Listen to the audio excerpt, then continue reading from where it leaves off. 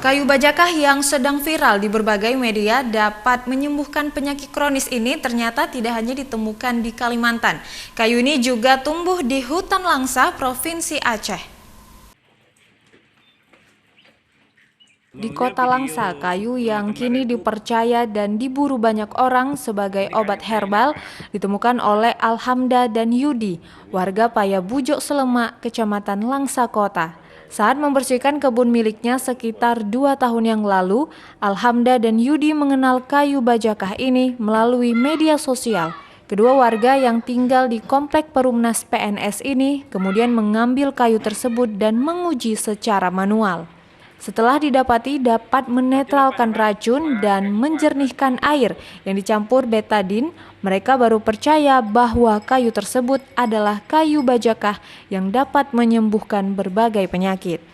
Menurut Alhamda, meski belum dilakukan uji klinis, namun kayu bajakah yang diolahnya telah membuktikan dapat menyembuhkan penyakit lambung, kanker, asam urat, menurunkan kolesterol, darah tinggi, penyakit kulit, dan berbagai penyakit lainnya.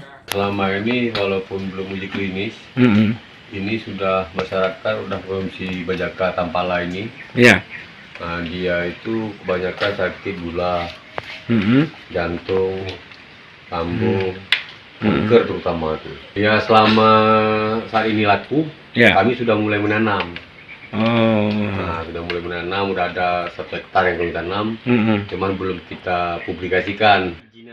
Saat ini kayu bajakah dijual oleh Alhamda dan Yudi dalam bentuk teh celup, kayu kering, dan minyak oil.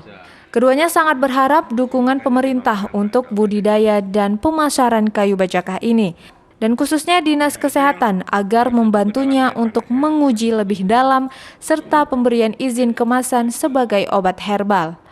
Dari Langsa, Ismail Abda, iNews melaporkan.